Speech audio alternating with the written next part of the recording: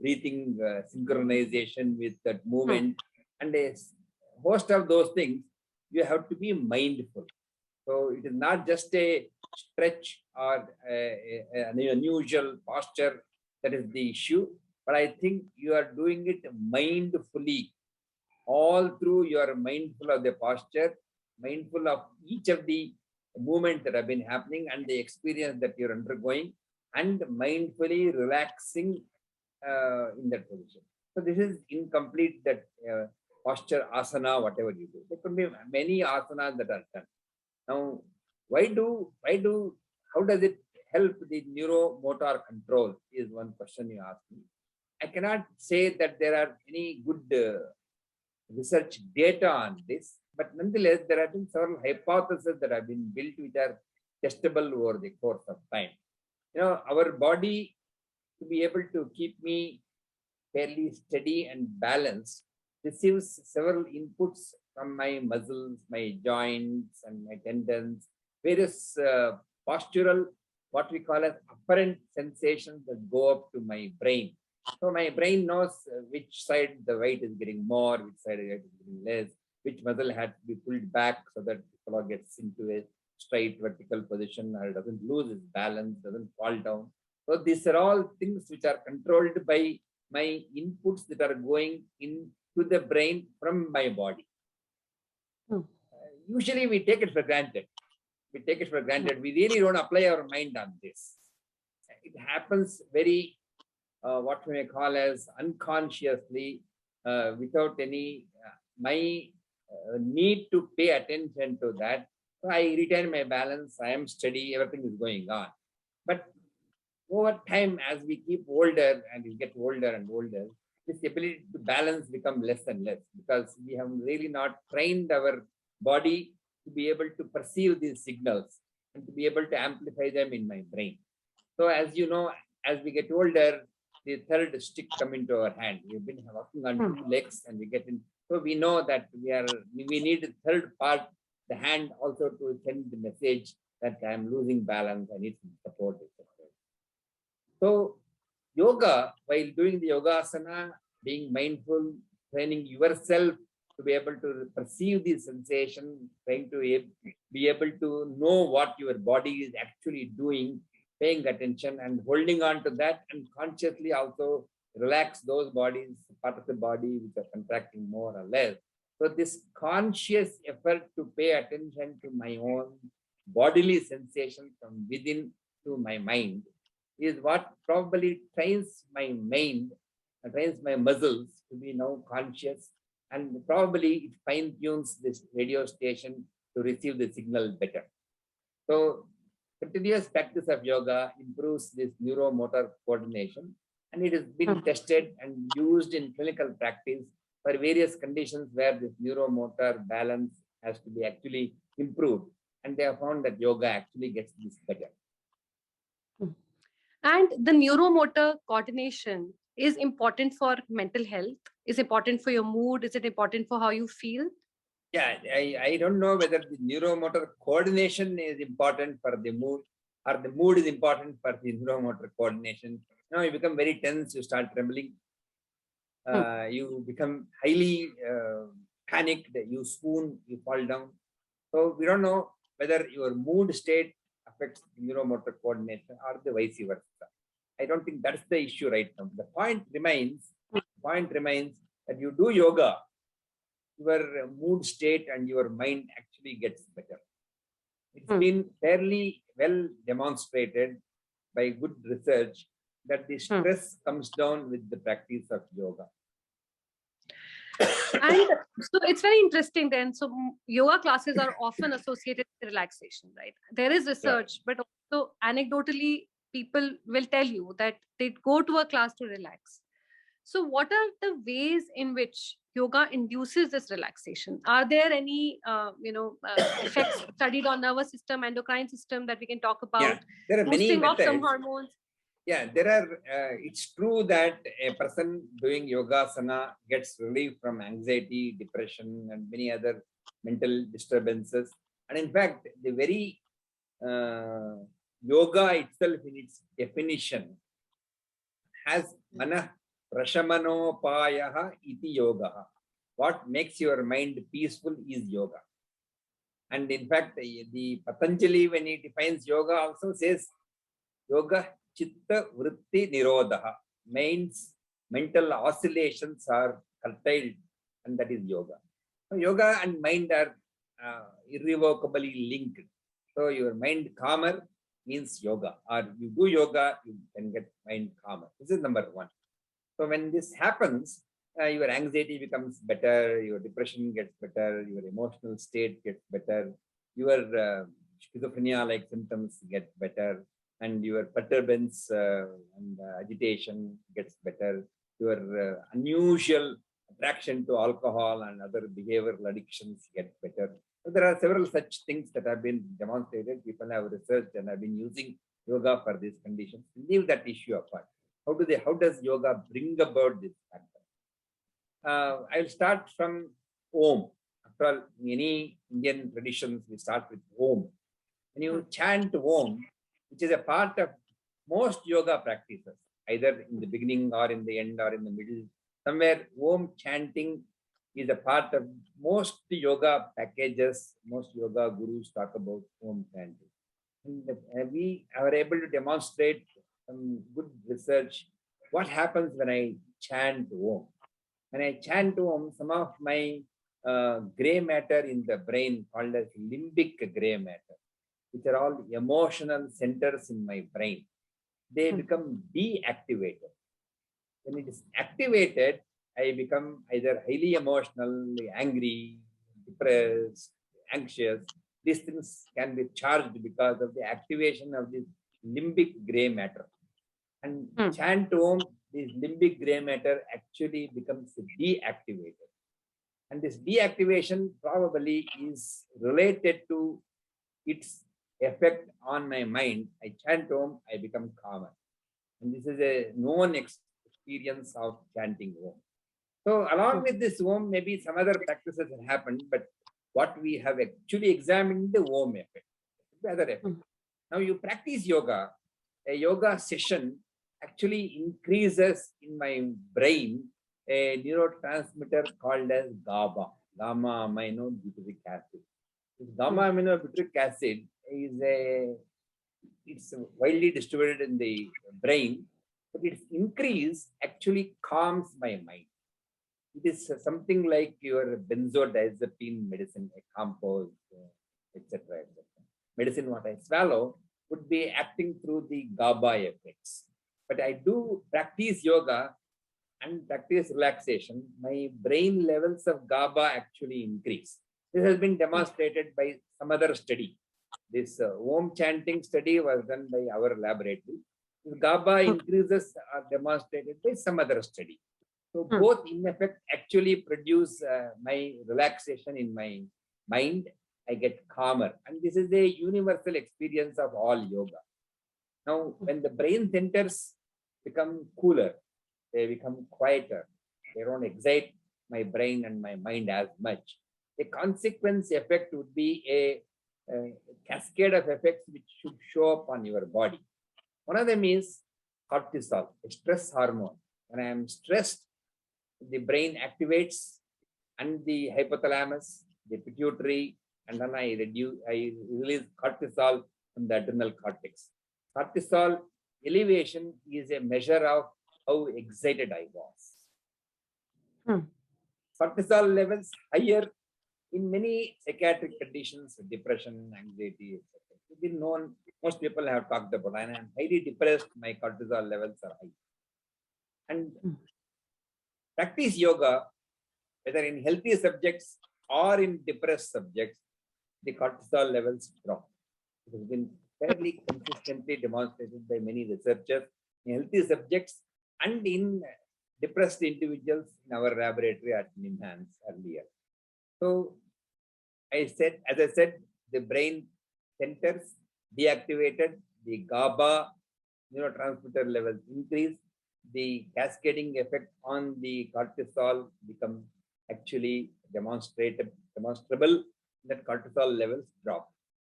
Now there is a next cycle of events that gets benefited by this cycle. Cortisol in turn actually can harm the brain. It will interfere with the repair mechanisms of the brain. To repair my brain, I need some chemical which is regularly produced and keeps repairing my brain time to time. That is called as brain-derived neurotrophic factor, BDNF in abbreviation. BDNF levels are necessary for actual dynamic repair of the brain. And cortisol lowers this. It has been demonstrated in some other experiments. What we did was we saw in people with the depression whether the brain-derived neurotrophic factor was actually lower than other individuals. In fact, it was lower compared to healthy subjects. You make them practice yoga, this brain-derived neurotrophic factor actually comes up. It doesn't happen with medicine alone. Medicine actually improves depression, but it does not repair this biological change that has happened in your body. So BDNF goes up.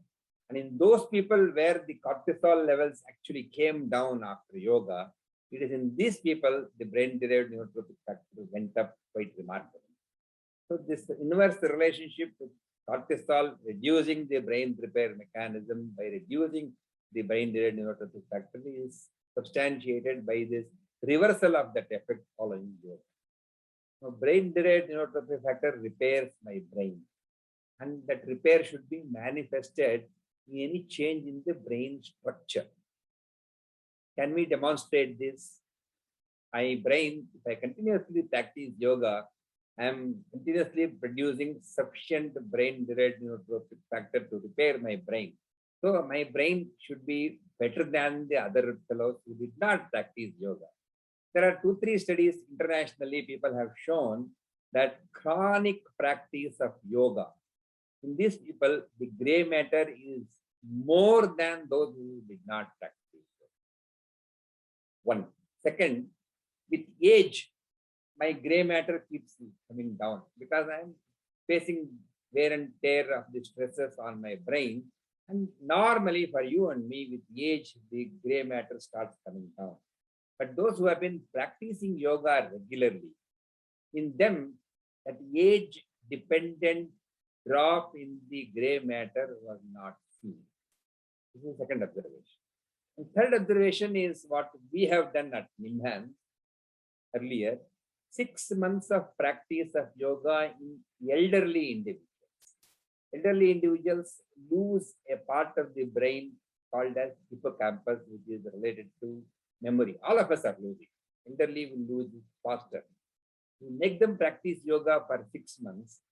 At the end of 6 months, you repeat the scan before and at the end of 6 months, that gray matter in the hippocampus actually had grown.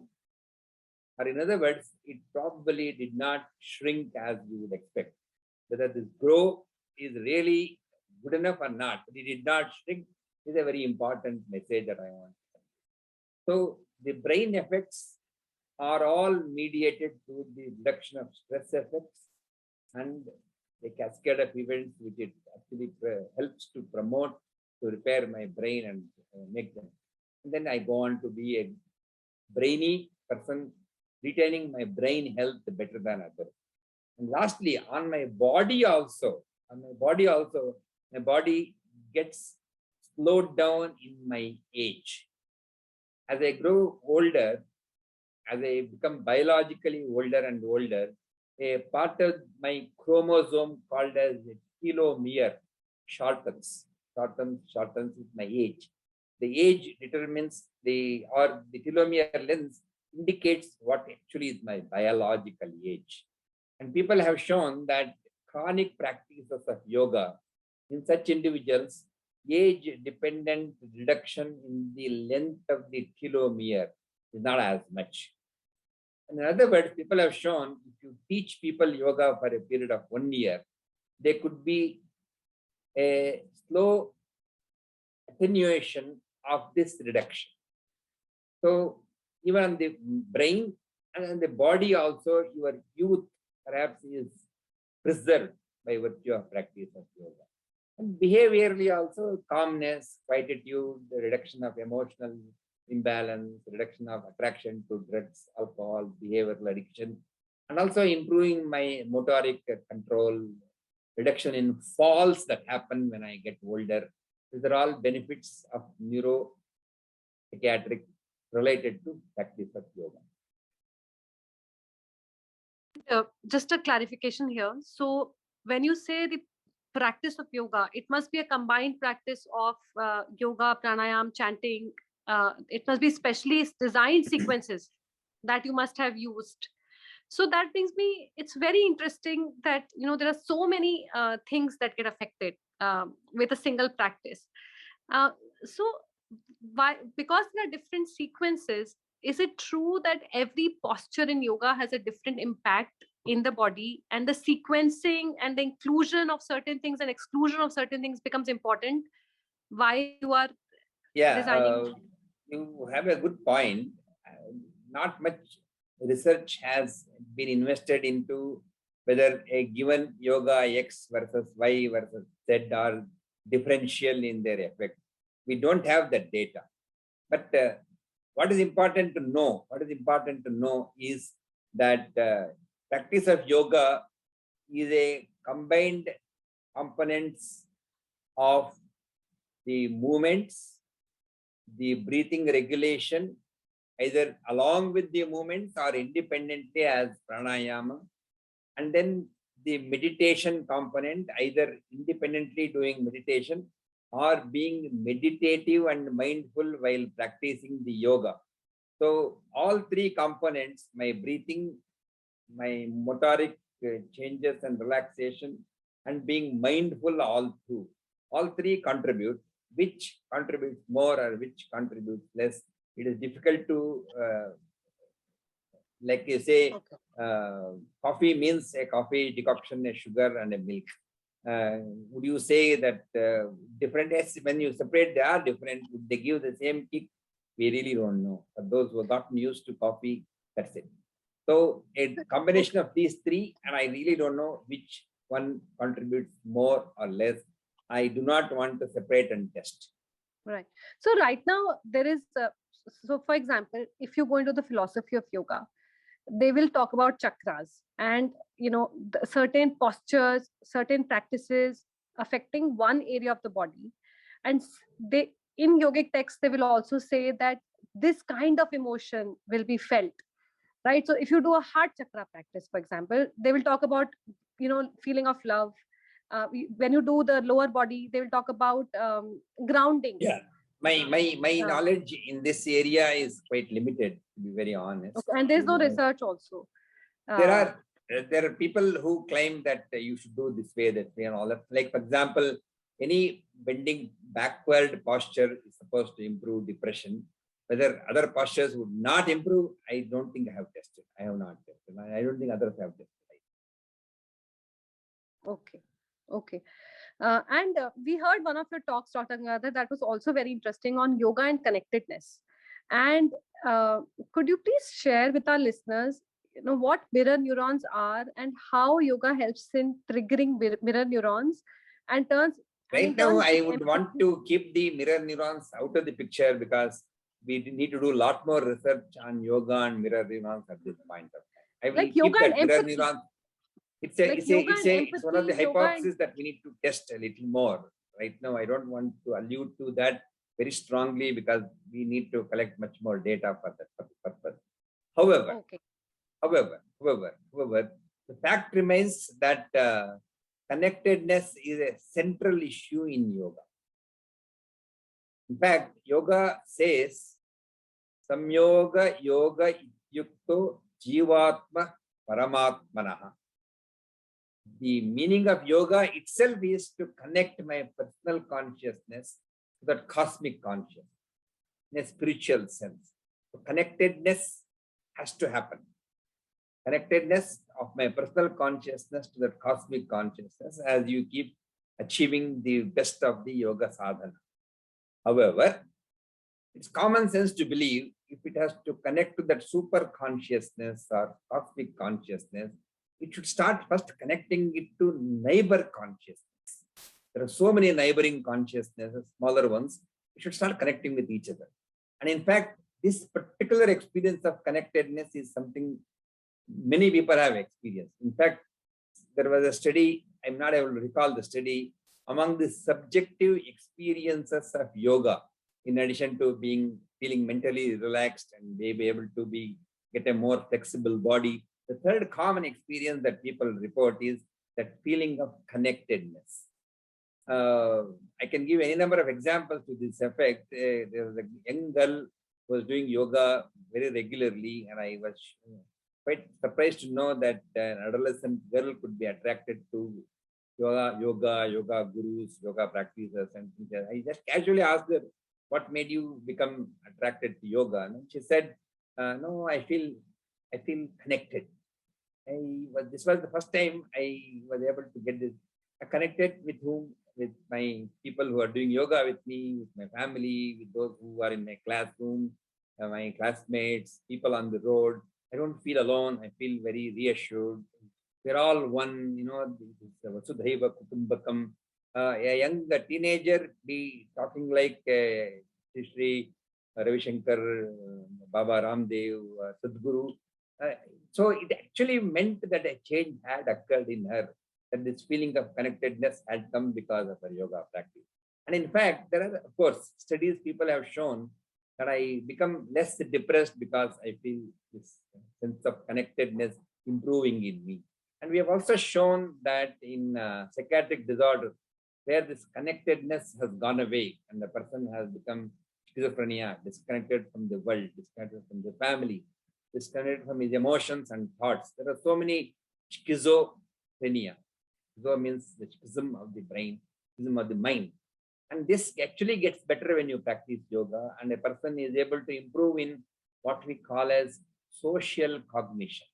Social cognition is, in one word, my ability to feel for others. This social cognition. And this is disrupted in schizophrenia. To practice yoga, the social cognition actually gets better. And one of the mediators of social cognition is mirror neurons, about which my research is still not totally complete.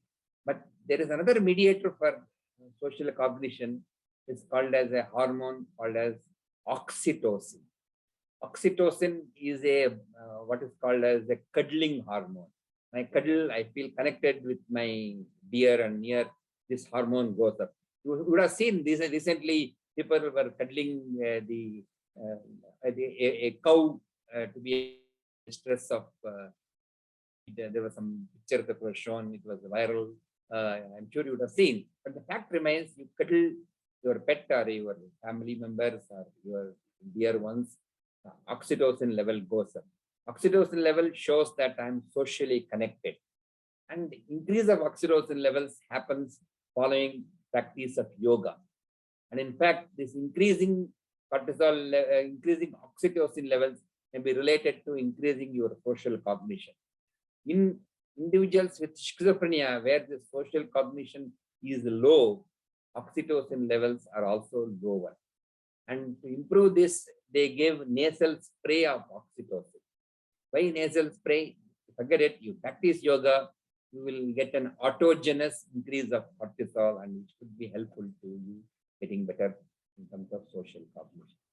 Connectedness in that sense, I would want to keep mirror neurons a little away, although it's very, very relevant, but more research has to happen. I do not want to very confidently commit the role of mirror neurons in yoga at this point. I think all the main takeaway for me is that there are certain aspects of the yoga practice that are important. And what we know is the breathing, the mindfulness through the practice, and the postures that you talked about. But we don't have much clarity on what postures. But we know there are of course traditional texts talk about XYZ posture gets this condition better, some other posture. This has been traditionally recorded. And we in NIMHANS also have done in the past a cocktail of different yoga postures for a given condition.